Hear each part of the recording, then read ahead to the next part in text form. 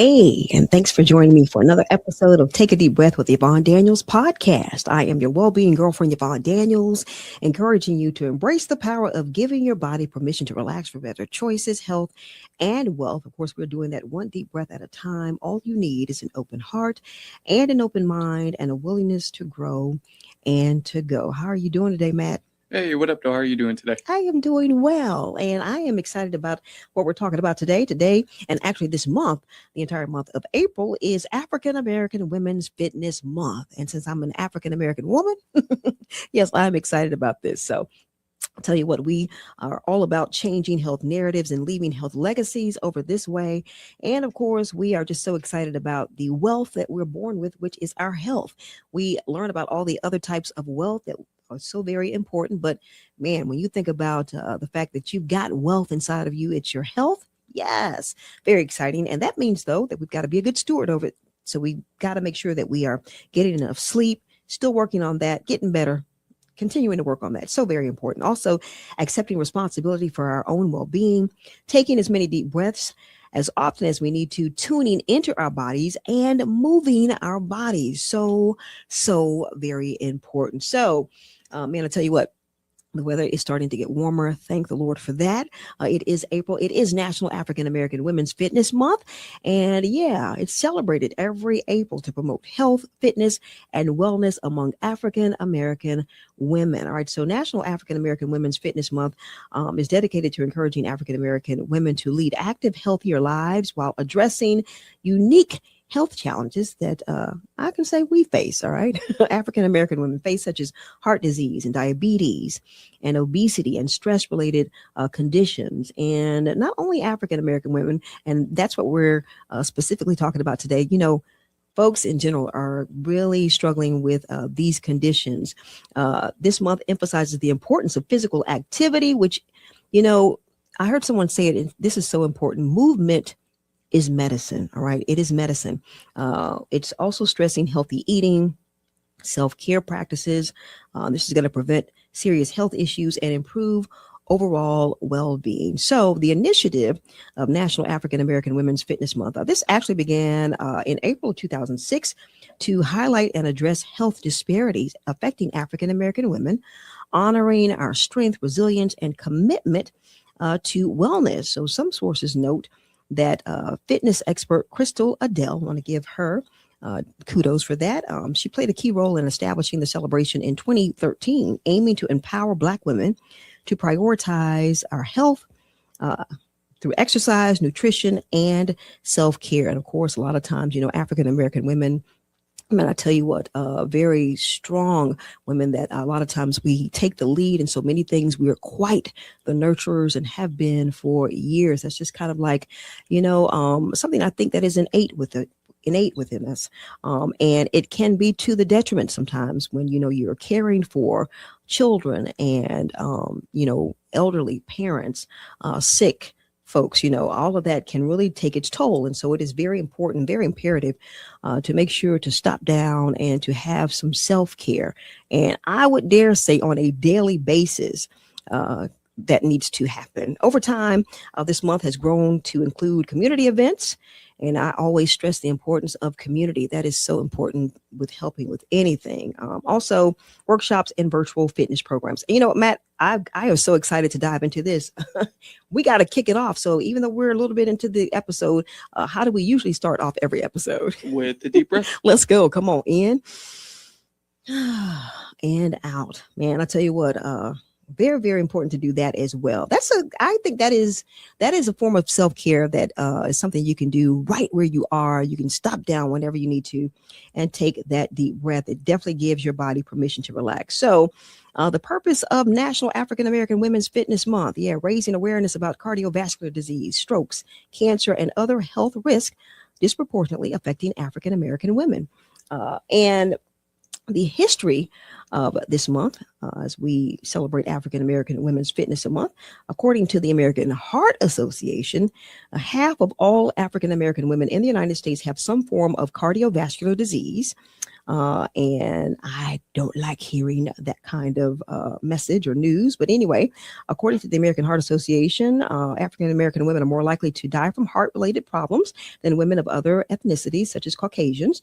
The main risk factors for cardiovascular disease in African American women include high blood pressure, obesity, diabetes, and smoking, stemming mainly from physical inactivity. Another factor that contributes, this is still according to the American Heart Association, another factor that contributes to the declining health of African American women includes chronic stress caused mainly as a result of sexism and discrimination that takes place both at home and at work. There's also the cultural expectation that African American women must mainly remain at home to raise their children. Okay, I don't know about that, but okay, if this is what they're contributing. Hence the inactivity because of the raising of the kids at home. These factors increase the rate of hypertension in African American women, making them more prone to obesity and heart problems. Still, according to the American Heart Association, many African American households tend to gravitate to cheaper, less healthy foods due to their economic conditions, thus worsening their health over time. And this is according to the American Heart Association. I have seen, and I definitely have many African American women friends who this is not the case, but maybe they're speaking of the masses. While issues such as economic conditions must be tackled and addressed on a higher level, personal measures have to be taken to reduce risk to one's health and well-being. Through National African American Women's Fitness Month, it is hoped that the important message of keeping fit will be able to help transform the health of African American women nationwide. And once again, movement is medicine. Walking. Even, I have a radio program that for about 25 minutes, I encourage my listeners to move the Kiss the Back afternoon workout. We move our bodies, and it is, I get a lot of engagement, a lot of folks that are, you know what, Yvonne, I'm going to, yes, we're going to move. Even if you're just moving just a few minutes a day, and to increase that because it will help your blood to circulate. It moves things in your body that need to be moved on the inside. And it's just a great way to get in that exercise that is so needed. So National African American Women's Fitness Month. All right. So some ways that you can observe that is to participate in exercise. We've been talking about that.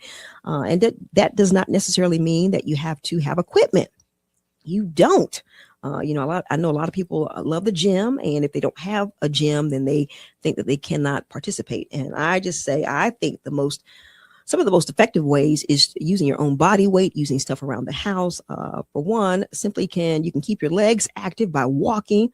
That's real easy. And especially if you're walking outside, then you get the extra added benefit of the fresh air, right? You can take part in an exercise video. Yep, those are still great ways to get your movement in. Using the stairs, just be very careful on those, but using the stairs is a great way.